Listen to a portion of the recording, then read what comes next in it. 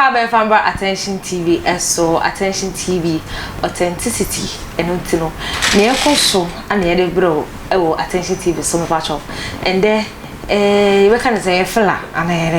ye ma fella ye ko ye hwe ye hwe ntwi ho a eya na etosin bebre from just January 2022 till ye ka say day 15th of March ayo mu akonhia ya doso o Ghana me ho ase Endra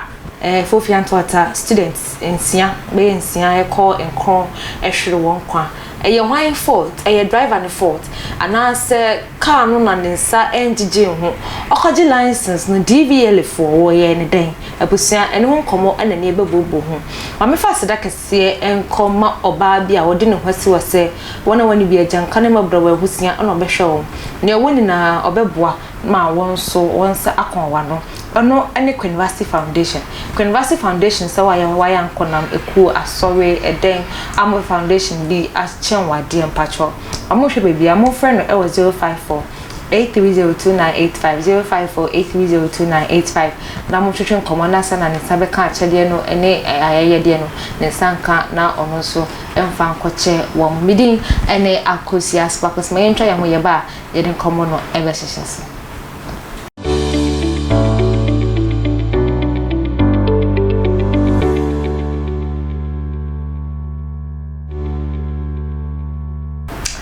Abusama menda wasese wonya bre e de twema me travel nsima pe e de ebaye and they share drivers and vehicle licensing authority DVL o Ghana memo ha sei ye bisa ye ho se impampi ni so bi koje license a e hyehye be na ye da ho ye se ye sorry ya na koya na 20 bi se bi di protocol ni ye de license na e se be mu na obi kra ka ya cho ho practice so anka e wo se police ni obi practice ne ho so cover speed and ase anka nipa dodo na ni kwanza wofa no ye police ni mu obejira man wo reduce no onye ojina na no waje 1 cedi se wonje red waje blue na 5 cedis no eno na waje licensing authority no omo ye mojuma sen kwan ben so ana ya set tumemfo eden ene ya dwenkyere wo se drivers and vehicle license authority wo hufa ye ya dwenkyere ho se na accident akwanhia aye kokoso e wo ye memu ha se no eso ebeti yenko ene ye guest enko kasa uncle Alex e ma kwa ba ye jinse bibia eye boko Krista do bibia boko apomo so e yan shate no 2022 from January to end 15th of January accident akwisha yebure esi o yema mo ha stay ya otia eye wo sen we dem mo ahwefo ina akwaba afis mechia ahwefo omohwe ye na begide se onyame admobia ho ye medical I research actually ifiti last year January the ba ebesi July August mo no after the 87 months so say me share na nipa ewo akwanhia mu ye almost about 2000 and over tineze every blessed day bia accident isi na Ghana accident aye akwanhia ewo Ghana no ye ade a but me can say very critical I will say as a nation no ye di ani kwo na ye hwe isa say ye famu ahwere adehye omo mbehwe fie obi ekunumu ebi yiri ebu abusuamu na omafamu ewo enti accident ade a edi oman no enya a me say as a nation no ebema ye ni akoho na yetimi ayi accident everywhere ba ye ka so obe blame road sama ye ka se nyoma de accident eba metimi aka say you ekwa bebre from different angle the accident eba ebia ya kwan a enye cause Ghana ya kwan de enye uhwe Kumasi Accra road uhwe Cape Coast ene Accra road Volta in fact Ghana ya kwan enye ana fension no eye I had driver for not particular e bi no nsa no more the drive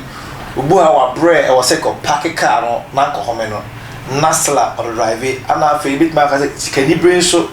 abani pepe fa se obi a me penentem akọ edipa da kwa bante bi e bi e wo se nka mika wodi no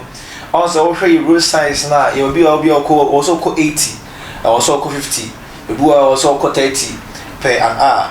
but wo hwe sane man nyina no e sign sikani brain tin ye pentem akwaba ni nyina eka ho na ede accident outdoor so ewo oman gene mo no ede na eba na ehwi ni pepe kana face no adusua eso very important ewo road and safety mo adusua very very important and na bit ma boa ma ebu ara for ebu a road sign kwa wonim okay entinuna it all connects to DVL say na mo kanu it all connect to DVL was say omo ana omo tv say eto ema adarafo no sebia obaje wo license a me sure say ehye wo ho emoma obaje wo license a we dey udi so nemum esan say wo mai sabi corruption and also wo mai nem ntino yen pese be fa procedure no so a e benya license no tedum efa chire obu o wa ekofa emubuku ne ba se bia won chere sign as e wotimi encherase but obewa ko tena se akotwere dams etwa all because otwia ho enti na chere say corruption ne doso me hu ni say if a pan no ye ba DVL ho dia if a pan no e corruption ni kredi a eni huntia but we say sometimes no so ye nipa no so ye ka ho because nipa na ma nipa ye boni me license and tem be ma toka e was metri me license and tem maybe I will say take 2 weeks 1 week and na aba and 3 months but me am discover pon nipa no me that say na make us corruption no say as a nation emra eye adwuma ana edi so a anka me tibie say no matter sika odbepon ano emra ho ntino ye nhwe sika no but you be follow the procedure I was say nipa no efa so because me gidi say obi per license I was say nipa no test also ye eye test I was say there are tests I was say nipa ni exams I was say nipa no chro and sana te bia nipa no beka ne sabeka ne license ko bia na di be 1 month 2 months and say nipa no aka the license but say yes ye BT protocol bu a me wo fa bi wo na me anti bi na say sa bo se na fe ye jane mama gumu prekesana na ama ya license na ma onipa bi a onye skillful wonim de e wo kwan no nam so se bi a odu ba bi na de asampa mirikasi na wo se me ko me light wo se me to say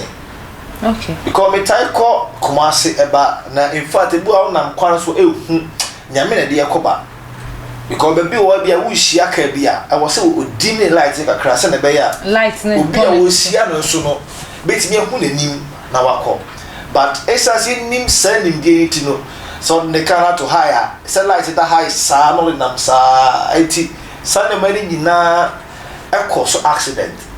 etino I was saying the panel ni panel e fantitie mu ansana yetimi the license said amma no ne mo fa chire na o ma BT protocol no tue sika obo se fa 5 gram me license amount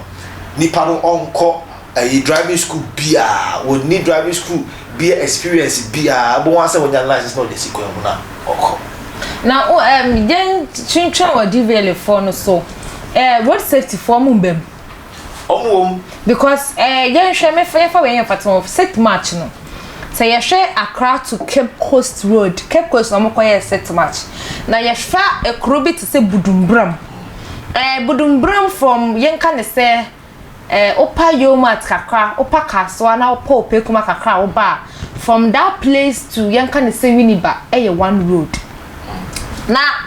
a police for abegina Budumbram obewura Budumbram omagina honoma blocky road na okwa Cape Coast but ofi Cape Coast ba dey yem blocky na wafa enchen say ama ye kwan bi ato ho enti drivers ne fa no masan kohiem e was the same road na ya blocking na mo dey ma a police for ni president so be fa so no they say a short distance but yen hwe we edu ba bi no drivers phone because I say no like cost traffic ba drivers phone be e fa ho so obeyi afa ho road safety mbem because never know so oyi afa ho no ono so ba no odwen say sa period no ya block road am nti ne omu ye bia sa soldiers 4k yi bi akese yi na eba on say road safety bem the all can you who say one MTTU for bet me say almost so a car and a man accident ever. See uncle share Budum Bram, for instance. A point now on ya ton chena yin futukana and clear traffic woman. We bet me a fan copy back apple, we bet me a fan a bit Budum Bram no. Almost the market. Oh, say yitim emra a year juma or my more. Ananka department and I said institute bia no. Because me sure say bia asema ye ka say road safety asemi. Ya fawa ye twa wo ka. Se wo dwumani e wo man ni mu anu nti. Bo so bia ma won sakoa no. E wo se wo ye wo dwuma sane se e ne fata. In the same wo ka road safety asem no. They have their part to play. In this thing. Anka ye dwuma ye as a nation anka accident definitely we near akra besi but enye bebre sania esi ewo omanga na mu ayehu na nanu ya school phone caller ekohwere omo nkwa no oh enti omo so ewo ne a omo ye omo road safety for omo na wo so make sure say bia road signs ni na esisi kwa no ana say bia oh say bia there is baby ye kwan baby inte wo say ye divert from baby o say san men na ni na hye na kwam a say adro afo no so aksua de hu no mu sasan na okay yes hadi baby asi inte de ye divert from baby enti de bi kan e wo say emra ye adwuma na for department a hwe sa kwan ene ho sem no say department na so ye adwuma e wo man ni mo si yentimi up to sane man dia menyaba anhwe